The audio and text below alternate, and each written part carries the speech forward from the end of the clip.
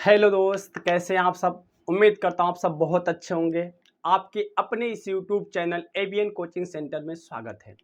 आज आपको 12th physics के एक महत्वपूर्ण टॉपिक वैद्युत क्षेत्र की तीव्रता और इसके और आगे टॉपिक के बारे में चर्चा की जाएगी इस वीडियो सेशन में। तो वीडियो से जुड़ जाइए, आप कॉपी पेन लेकर बैठ जाइएगा और पूरा विथ नोट्स के साथ पढ़ाया जा रहा है। अगर अभी तक आप पीछे के लेक्चर नहीं देखे हैं तो आप जाकर के प्लेलिस्ट में 12th फिजिक्स के प्लेलिस्ट में सभी लेक्चर अपलोड हैं, तो वहां जाकर देख सकते हैं। बाकी आगे आप देखते रहिए। चलिए आगे चलते हैं। है क्या यहाँ पर वैद्युत क्षेत्र की तीव्रता, इंटेंसिटी ऑफ इलेक्ट्रिक फील्ड। ये क्या होती है? वैद्युत क्षेत्र की तीव्रता क्या होती है? जैसे मान लीजिए कोई वैद्युत क्षेत्र है, वैद्युत क्षेत्र के बारे में बताया गया है इसके पिछले लेक्चर में। यहां पर कोई आवेश है, क्यों? मतलब वैद्युत क्षेत्र क्या होता है? किसी आवेश के चारों ओर का क्षेत्र होता है जहां पर कोई अन्य आवेश हम रख देते हैं, वह आकर्षण या प्रतिकर्षण बल का अनुभव करता है, वही वैद्युत क्षेत्र कहलाता है। अब मान लो यहां पर Q0 आवेश है। कौन सा आवेश है? Q0 आवेश। तो वैद्युत क्षेत्र की तीव्रता क्या होती है कि वैद्युत क्षेत्र में स्थित किसी धन परीक्षण आवेश, अब इस पर एक बल लगेगा। कौन सा बल? प्रतिकर्षण बल, क्योंकि दोनों आवेश समान है तो प्रतिकर्षण बल लगेगा। तो इस पर एक बल लगेगा और यह बल क्या होता है, तो उसी के बारे में इसकी इंटेंसिटी ज्ञात करने के लिए एक धन परीक्षण आवेश यहां पर Q0 लिया गया। Q0 क्या नाम है इसका? Q0 क्यों बोला गया? धन परीक्षण आवेश इसके लिए क्यों बोला जाता है? क्योंकि धनात्मक होता है और तीव्रता ज्ञात करने के लिए प्रयोग किया जाता है। तो हम लिख सकते हैं वैद्युत क्षेत्र की तीव्रता क्या होती है कि वैद्युत क्षेत्र में स्थित किसी धन परीक्षण आवेश पर जो लगने वाला बल है और उस धन परीक्षण आवेश की निष्पत्ति को ही वैद्युत क्षेत्र की तीव्रता कहते हैं। लिख सकते हैं क्या कि वैद्युत क्षेत्र में स्थित, वैद्युत क्षेत्र में स्थित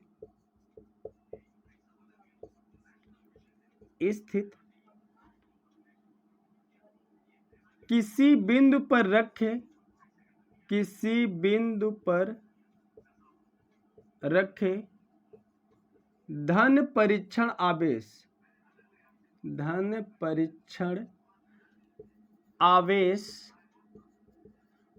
पर लगने वाले बल, पर लगने वाले बल तथा धन परीक्षण आवेश की निष्पत्ति को, धन परीक्षण आवेश की निष्पत्ति को, निष्पत्ति माने अनुपात की निष्पत्ति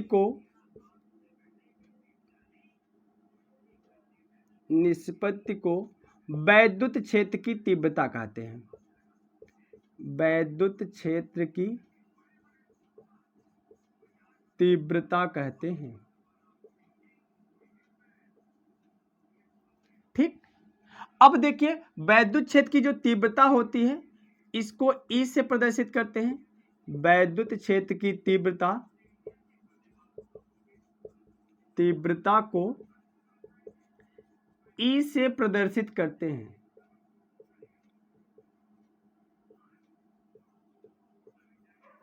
अब हम लिख क्या सकते हैं? मतलब जो E बराबर होता है, E बराबर वैद्युत क्षेत्र की तीव्रता E बराबर धन परीक्षण आवेश पर लगने वाला बल F तथा उस धन परीक्षण आवेश की निष्पत्ति ही क्या कहलाती है? वैद्युत क्षेत्र की तीव्रता। कहने का मतलब E = F/Q0। अगर मात्रक की बात किया जाए, तो बल का मात्रक न्यूटन होता है और आवेश का मात्रक कूलाम होता है, तो न्यूटन प्रति कूलाम ये मात्रक हो जाएगा। अगर बीमा की बात करें, बीमा बल की बीमा mLt-2 और कूलाम की बीमा, आवेश की बीमा AT होता है, तो इसको ऊपर लेकर चले जाओ तो क्या हो जाएगा? mLt-3 हो जाएगा और A-1 हो जाएगा। ये किसकी बीमा हो जाएगी? वैद्युत क्षेत्र की तीव्रता की बीमा हो जाएगी। तो नोट करिए, फिर आगे बढ़ते हैं। आगे देखते हैं। अगला क्वेश्चन है कि अगला टॉपिक है, आगे देखते हैं अगला टॉपिक क्या है। बिंदु आवेश के कारण, बिंदु आवेश के कारण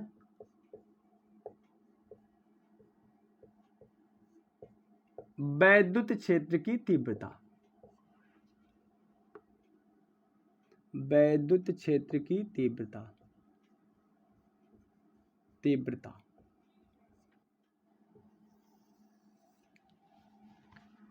मतलब intensity of electric field, electric field due to a point charge, due to point charge, बिंदु आवेश के कारण वैद्युत क्षेत्र की तीव्रता। अर्थात किसी बिंदु आवेश के कारण, किसी बिंदु स्थित बिंदु आवेश पर हमें वैद्युत क्षेत्र की तीव्रता ज्ञात करनी हो तो हम किस प्रकार से ज्ञात करते हैं। चलिए देखिए, अगर यहां पर मान लीजिए दो आवेश हैं, एक Q1 है, यहां पर Q2 है, AB है, इसके बीच की दूरी R है।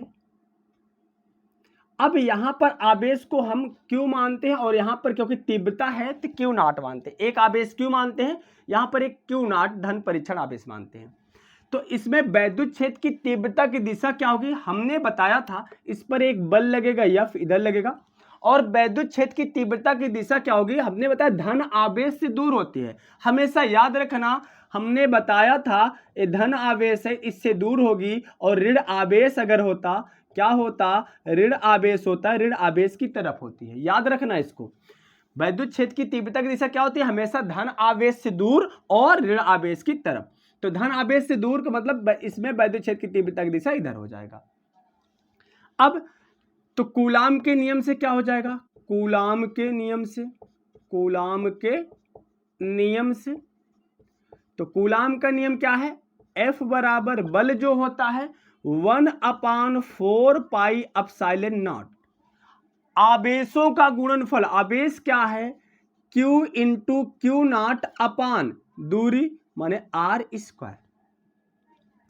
इक्वेशन नंबर 1 मान लीजिए, हमें निकालना क्या है, वैद्युत क्षेत्र की तीव्रता।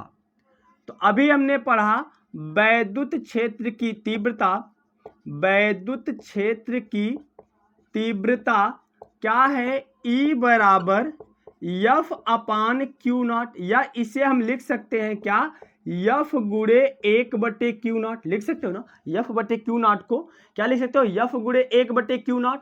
अब वैल्यू इसको मान लो इक्वेशन नंबर 2, तो उठा कर रख दो समीकरण 1 से, समीकरण 1 से, समीकरण 1 से F का मान समीकरण 2 में रखने पर, 2 में रख दो, देखो 1 से उठाकर रखो तो क्या हो जाएगा, हमें इंटेंसिटी निकालना है। तो E बराबर F की वैल्यू क्या है 1/4 pi epsilon not Q into Q not upon R square into 1/Q not, 1/Q not, Q not से Q नॉट क्या हो जाएगा, कैंसिल हो जाएगा, तो E इक्वल्स आ जाएगा 1/4 पाई एप्सिलॉन नॉट आवेश बटे दूरी का वर्ग, मात्रक हो जाएगा न्यूटन प्रति कूलम। मात्रक जरूर लिखा करो दोस्त। तो कहने का मतलब किसी बिंदु आवेश के कारण जो वैद्युत क्षेत्र की तीव्रता होती है वह 1/4 पाई एप्सिलॉन नॉट आवेश बटे दूरी का वर्ग। अगर माध्यम है तो एप्सिलॉन नॉट के हो जाता है, जहां एप्सिलॉन है तो वहां पर क्या हो जाता है एप्सिलॉन नॉट के, क्योंकि इसके पहले भी बता चुका हूं मैं इसको, ठीक है। अगर अभी तक वो वीडियो नहीं देखे तो पीछे जाकर देख सकते हैं। तो समझ में आया होगा दोस्त, नोट करिए इतना, फिर आगे बढ़ते हैं हम। चलिए अगला टॉपिक देखते हैं, वैद्युत द्विध्रुव, वैद्युत देखते हैं, वैद्युत द्विध्रुव।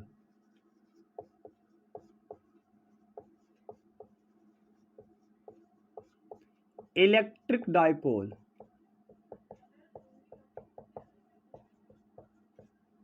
देखिए वैद्युत द्विध्रुव क्या होता है कि यदि कोई आवेश है, दो आवेश हो जो परिमाण में बराबर हो परंतु प्रकृति में विपरीत हो। मतलब दोनों का परिमाण बराबर है, प्रकृति विपरीत है, मतलब एक ऋणात्मक तो दूसरा धनात्मक। अगर एक दूसरे से अल्प दूरी 2L मीटर पर रखे होते हैं तो यह पूरा निकाय ही इलेक्ट्रिक डायपोल कहलाता है, वैद्युत द्विध्रुव कहलाता है। क्या बोलोगे वैद्युत द्विध्रुव को? जब समान परिमाण के परंतु विपरीत प्रकृति के दो आवेश एक दूसरे से अल्प दूरी, उस अल्प दूरी को 2L मीटर बोलते हैं, अल्प दूरी पर रखे होते हैं तो यह पूरा निकाय ही वैद्युत द्विध्रुव कहलाता है। अगर मान लेते हैं मध्य बिंदु O है, मध्य बिंदु बीचों बीच, अगर 2L पूरा दूरी है, इसका बीच है मतलब मध्य है, तो इधर Q से दूरी यहां तक क्या हो जाएगी O की L, और A भी L में डिवाइड हो जाएगा। तो दो को बांटोगे जब बराबर भागों में, एक और एक हो जाएगा तो L और L। तो हम लिख सकते हैं क्या कि वैद्युत क्या लिख सकते हो, जब दो बराबर, दो परिमाण में बराबर,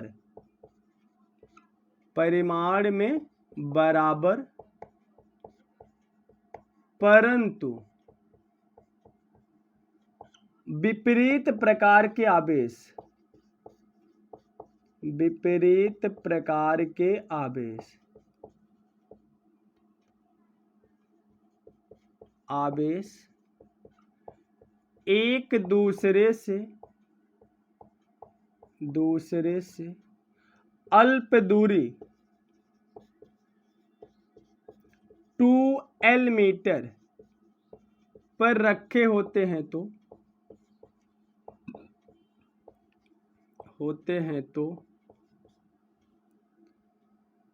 वह एक, तो वह निकाय वैद्युत द्विध्रुव कहलाता है।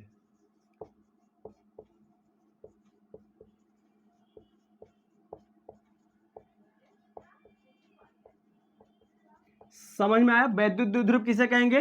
कि कहने का मतलब एक ऐसा निकाय है जिसमें दो बराबर परिमाण में बराबर परंतु विपरीत प्रकृति के आवेश हैं, एक दूसरे से अल्प दूरी 2L मीटर पर रखे हैं, तो वही निकाय क्या कहलाएगा? वैद्युत द्विध्रुव कहलाएगा। ठीक है, नोट करिए। फिर आगे देखिए, वैद्युत द्विध्रुव आघूर्ण।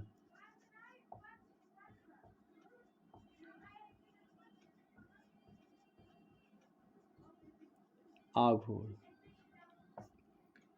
Electric dipole moment, electric dipole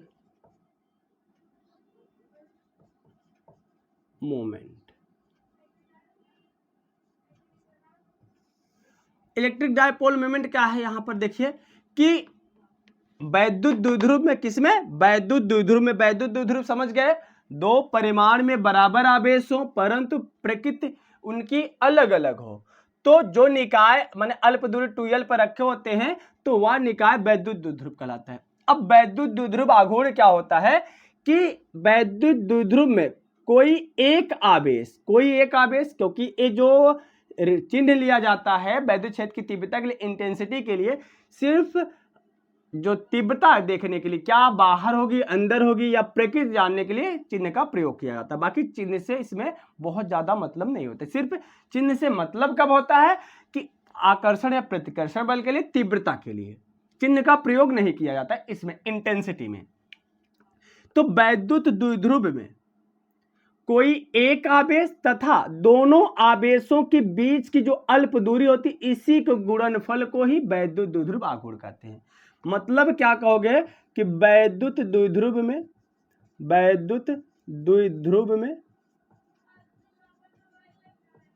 कोई एक आवेश तथा दोनों आवेशों के बीच की अल्प दूरी अल्प दूरी को क्या बोलते हो? 2l metre. बीच की अल्प दूरी 2l मीटर के गुणनफल को वैद्युत द्विध्रुव आघूर्ण कहते हैं।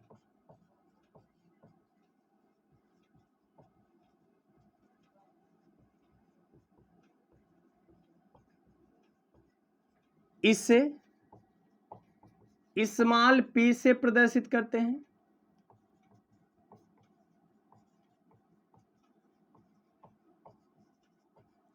तो यहां से हो जाए क्या? वैद्युत द्विध्रुव आघूर्ण P बराबर, देखो तो लिख क्या सकते हो? वैद्युत द्विध्रुव आघूर्ण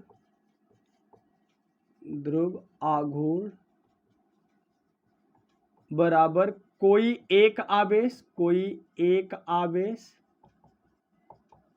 गुणे दोनों आवेशों की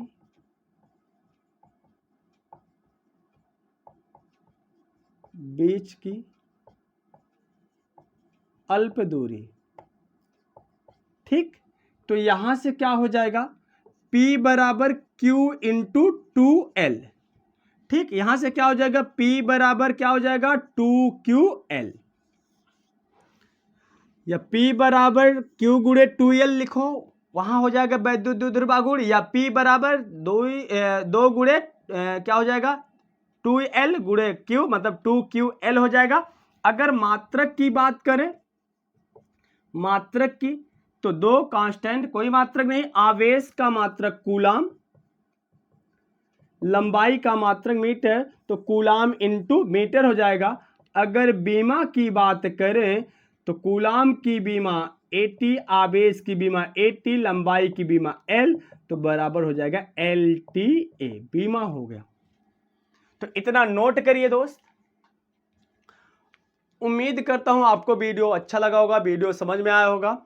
तो इस सब नोट कर लीजिएगा, नोट्स बनाते हुए चलिएगा दोस्त, क्योंकि इसके बाद जो डेरिवेशन है वैद्युत द्विध्रुव के कारण अच्छी स्थिति में वैद्युत क्षेत्र की तीव्रता, वह तभी समझ में आएगा जब इसके पहले के टॉपिक जो आज बताए गए, खास करके उस टॉपिक अगर आप अच्छे समझे होंगे या समझेंगे अच्छे से, उसको एक बार और नोट करेंगे अच्छे से और समझेंगे, तभी आगे का जो डेरिवेशन है, आगे का जो टॉपिक्स है, तभी समझ में आएगा। अगर पिछला टॉपिक हमें कम समझ में आता है तो आगे के टॉपिक में थोड़ा कठिनाई महसूस होगी। इसलिए अभी तक जो बच्चा, जो स्टूडेंट्स पिछला वीडियो नहीं देखा है तो जाकर के पिछला वीडियो देख सकते हो आप, प्लेलिस्ट में अपलोड है, तो पहले वहां जाकर अच्छे से देखिए, फिर इसको अच्छे से समझिए और अच्छे समझ में आएगा। फिर इसके आगे के टॉपिक जो डेरिवेशंस है, क्योंकि फिजिक्स में डेरिवेशंस, फिजिक्स में न्यूमेरिकल्स बहुत ही महत्वपूर्ण है। क्योंकि आप पूछ लीजिएगा किसी भी बच्चे से जो 12th का एग्जाम दे चुका है, वह जो इस बार दिया, उससे पूछिए सबसे ज्यादा फिजिक्स में क्या आता है, तो डेरिवेशन और न्यूमेरिकल्स आते हैं। तो इसलिए अभी से मेहनत करिए, और जब अभी से मेहनत करेंगे, कॉन्सेप्ट अच्छे समझेंगे, तभी डेरिवेशन और न्यूमेरिकल्स आसान रहेगा दोस्त। अन्यथा बहुत ही टफ भी पेपर आता है, बहुत ही डिफिकल्ट भी है फिजिक्स, केवल नाम फिजिक्स से, लेकिन कठिनाई बहुत है दोस्त। इसलिए अच्छे से मेहनत करके अभी से जुट जाओ, मेहनत करिए। अभी आप नहीं पढ़ रहे तो पढ़ना शुरू कर दीजिए। अगर आप इंतजार में अप्रैल से पढ़े, मई से पढ़े, जून से पढ़े, तो बिल्कुल नहीं, आपको निःशुल्क पढ़ाया जा रहा, आप अच्छे से घर बैठ के अच्छे से पढ़ सकते हो। फिर मिलते हैं एक और बेहतरीन वीडियो के साथ, तब तक ले अपना ख्याल रखिएगा। लव यू दोस्त, बाय बाय, टेक केयर।